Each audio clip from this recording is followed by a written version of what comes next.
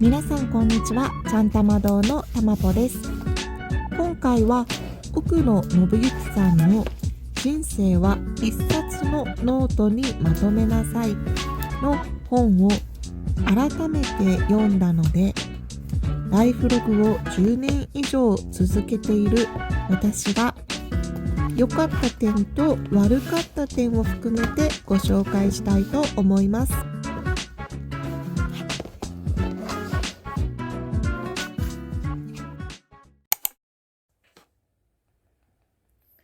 ライフログって何ということですが、簡単に言うと、人生の記録をしていくものです。身の回りに起きたことや、見たこと、聞いたことをできるだけそのまま記録していくもので、今流行りのコモンプレイスとかとなんか通ずるものがあります。こんな感じで、私は子供が2013年から始めたので、ちょうど生まれてからですかね。ライフログのメリットですが、そうですね、奥野さんがおっしゃるには、ライフログを記録していくと、ただ毎日をぼーっとなんとなく過ごしてるんじゃなくて、生きている印、確固とした体験に変わるということです。確固とした体験っていうのは、もう確実にそれを自分がしたよっていうのが残っていくってことですね。忘れてると思うんですよ。毎日忙しくて、お家に帰ってきてご飯の準備したりとか、子供の世話したりとかして、で、また自分の仕事したり、やっぱり気づいたら、もう月半分過ぎとるやんみたいになること多いと思うんですが、こういうのを残していくと、後から見たときに、なんか、蘇るんですよね、その出来事が。これがずっと続いていくと自分史になるんですよ。自分の歴史の史で自分史。なので、残してて本当に、こんなことを確実に体験したんだってことが蘇るので、奥野さんは確固とした体験っていうのはそういうことをおっしゃってるんだと思います。そういうメリットがあります。ライフログをやってみてよかったこと、私なりに感じたメリットですが、大切な思い出が蘇ってくるのもあるんですけど、上司に言われたこととかも書くので、あれを言いましたよとか、いや、それ言ってないですよっていうのが書いてるのでトラブル防止にも役立ちますし、あと常にこのノートを持ってるので、パッとかけて頭の整理につながります。また旦那さんの俺言ってないよとかそういうのが防げて、平和な生活が続くとか、どんなことで悩んで、この時どんな風に解決してきたか、過去を振り返ることによって自分の成長もわかります。で、やっぱりここに書き出すってことは頭の整理にもつながってすっきりするんですよね。またノート好きの皆さんならわかると思うんですが、新しく買ったノートに何書こうって悩むことがないので、使う機会を与えられて嬉しいっていうのがあります。でもやっぱり一番嬉しいのは思い出ですよね。これ息子が勤労感謝の日に作ってくれたものなんですよ。物はもう捨てちゃったので写真を撮ってます。こういうのってその場でありがとうって言って終わると思うんですよ。でも写真を貼って、この留守家庭で作ってくれたメッセージカードとか、この私のお誕生日に息子が作ってくれた絵ですね。これ先生に今日お母さんのお誕生日なんですって言ったら、先生が、そしたらカード書こうって言ってくれて、好きな色はどれですかって聞いたらしいんですよね。で、そしたら息子がこのピンクですって言って、これで紙をくださったんですよ。で、ローマ字習ったから、英語じゃなくてローマ字でハッピーバースデーってここ書いてくれてるんですよ。ここまでの詳細なことって書いてないともう思い出せないですよね。もしかしたら思い出せるかもなんですけど、私は思い出せないので、これ見て、そっかって、なんかもう本当に嬉しい気持ちになりますね。特にやっぱ思い出って、私はこれ一番の宝物だと思います。タイムカプセルですよね。この思い出残るこのやり方とってもおすすめなので、ぜひぜひやってもらいたいと思います。トラブル防止のためだけじゃなくて、こういういい面もあります。では、ライフログをしてみて、うまく私が活用できないことなんですが、一つは、ご存知の通り、私ノート大好きなんですけど、ノートもシステム手帳もいろいろ好きで、なおかつ、たまたまここモレスキーなんですけど、いろんなノート使いたい人なんですよ。MD ノートだったり、あれも使いたいんですよね。真摯なノートとか。なので、全部使い切らない間に次に行きたくなるので、私も次に行っちゃうんですけど、そのたんびに中途半端に残って次に行くので、ライフログが散らばってしまうんですよね。それで何をどこに書いたかが分かりにくくなってるっていうのも、私のうまく活用できてないことです。奥野さんはそれは作品を作るって書いてるんですけど、それがまためんどくさいこと。もうなんか書くだけで精一杯になってます。で、書くだけに精一杯になってるので、なんかこう、読み返すってことが習慣化されなくて、反省とか書いたとしても、それを次に活かしきれないっていうのがあります。こんな風に残ってるんですよ。ここまで使ったならもう使い切っちゃいなさいよって思うんですけど、こっから次に行く私の悪い癖があるんですよ。なんかトラベラーズノートも使いたいし、いろいろノート使いたくなりませんか皆様。そんなことないですか？なんか手帳とかもいろんな手帳使いたくなって、なのでこう、残したまま次に行くっていうことがあります。で、なんかこう書くだけにいっぱいいっぱいになってるので、これみたいに、なんか詳しく書いてる日もあれば、ざっと書いてる日もあるんですよ。ちょっと中身パラパラっと。わかります？このなんか適当感。もうそういう日もあります。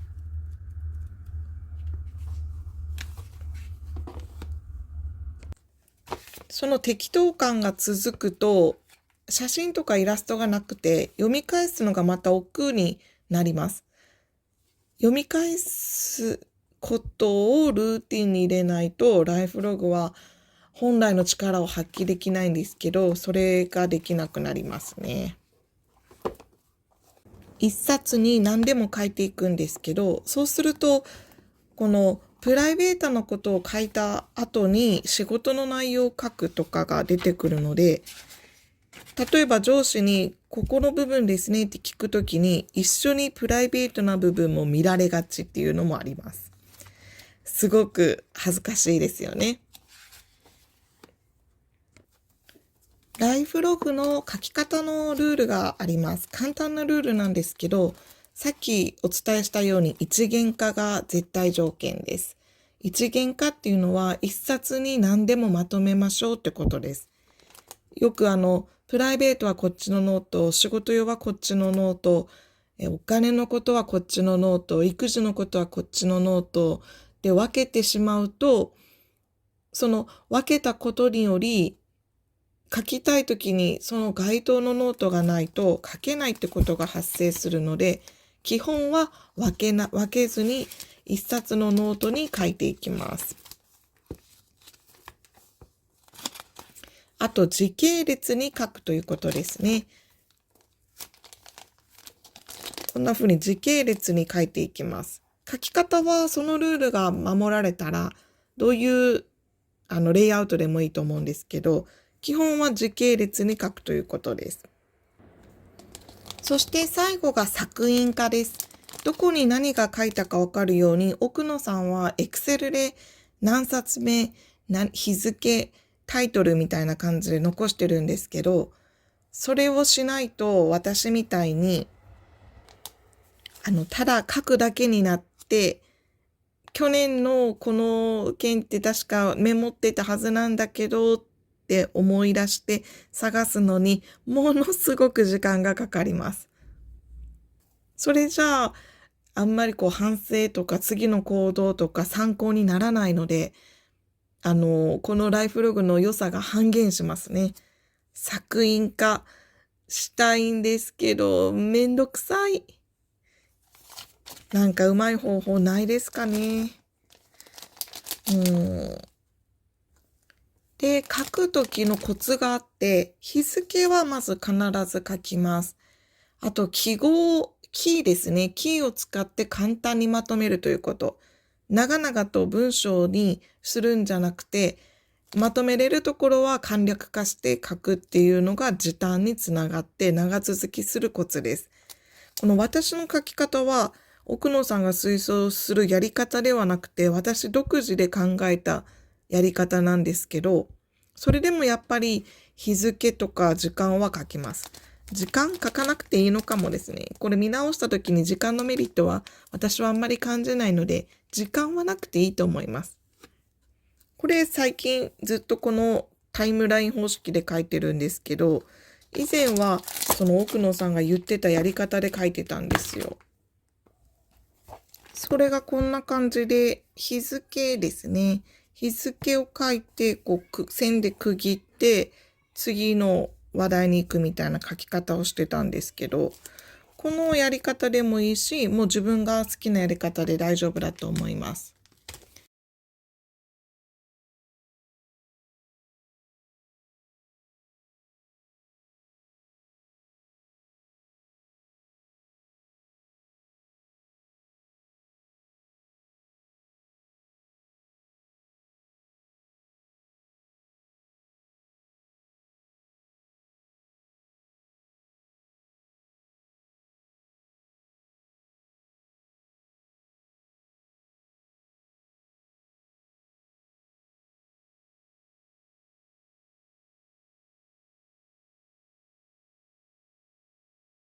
あと、文字だけじゃなくて、さっきみたいに写真を貼ったりとか、紙を貼ったりとか、貼り物をするといいです。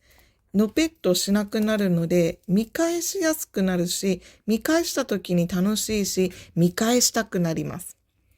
つまり、見返すってやっぱ大事なんですよね。私はちょっとうまくできてないんですけど。あと、そうですね。コツとして3ヶ月後の自分が遡ってみてもわかるように固有名詞となぜとかどうやってかを書くといいです。なんでそれを見ようと思ったのか、なんでそれをしようと思ったのか、あと固有名詞ですね。人の名前だったり、お店の名前だったり、お菓子の名前だったり、そういうのがあると思い出しやすくなるので、ただの記録っていうよりかは、思い出を集めた自分史に本当なっていく気がします。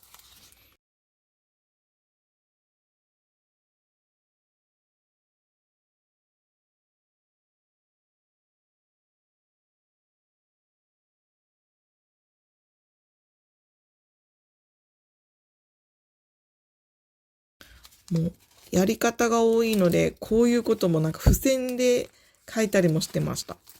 ちょっと見せれんとこがいっぱいなので、ざっとしかないですけど。付箋はね、便利ですね。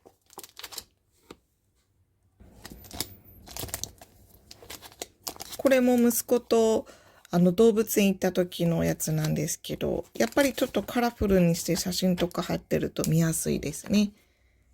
で、手帳とライフログの違いって何だろうかっていうことですが、手帳は未来の予定を書くもので、ライフログっていうのは過去、出来事を書いていく。そういう感じに使い分けてくださいと、奥どんさんは言っております。なので、例えば午後1時にミーティングって書いてあるのは手帳ですよね。でも本当はその1時15分から誰かが遅れて会議が始まったのかもしれない。そしたらライフログには1時15分からスタート、15分遅れ。ミーティングの時間が後ろ倒しになって、もうその後に影響したとか書くと、次に活かせるというか、その出来事を書いていく。そういうふうな使い分けをしてください。というか、そういうふうな使い分けになっています。ノートはどれでもいいと思うんですけど、私はこのシステム手帳に書くことも多いんですよ。というのはやっぱりプロッター使いたいなっていうのもあるし、プロッターに手帳の役割とライフログと使えば、プロッター2個持ってる人は2つ使えますよね。1個だけじゃなくて。いや、1個で十分だろって声が聞こえてきそうですが。なので、このプロッター買ったけど、もう手帳は他のを使いたい。システム手帳はあまり使わないとか、他の使い道を考えている方、ぜひライフログやってみてほしいです。やめなければ続けてるのと一緒なので、別にそれが厳格なルールがあってずっと続けていけないわけじゃないので、試しに1週間やってみたら面白いと思います。意外に過去の自分はいろいろものを考え、こういう話をし、こういうことが楽しかったんだなってたくさん経験してると思います。忙しくて1週間前のことなんて思い出せそうにないんですけど、やってみると気分の波とかもわかるので、とっても楽しいです。文字を書くのが苦じゃない人はぜひやってみてほしいです。で、これ、奥野さんの本って実は2種類じゃないか、2個出てるんですよ、ライフログ関係。一つは、情報は一冊のノートにまとめなさいっていうのと、人生は一冊のノートにまとめなさいって2つ出てるんですけど、その2つの本の違いは、2008年に情報は一冊のノートにまとめなさいってのが出たんですが、これを読んだ方が役立ったっていう方もいれば、あまり効果が実感できなかったっていう意見もあったようで、なので新しく出した人生は一冊のノートにまとめなさいの方は、その読み返す工夫に重きを置いた内容になっているので、私はそちらを読むことをお勧めします。システム手帳だと、このザーって書いていっても、後でこっちプライベート、こっち仕事って分けれるので、それもまあいいかなと思いますよね。書きやすそう。好きなシステム手帳使えるから、これに飽きても違うシステム手帳を使って、最終的にこうリフィルバインダーみたいなのにまとめたら、一冊の自分誌が出来上がります。プロッターの使い方に悩まれてる皆さん、ぜひぜひ、ライフログおすすめしてますので、やってみてください。一緒にノート界隈を盛り上げていけたら嬉しいです。ライフログは今のこのお伝えした内容はブログの方にも書いてるので、よかったらそちらもぜひチェックしてみてください。では、素敵な文房具ライフをお過ごしくださいませ。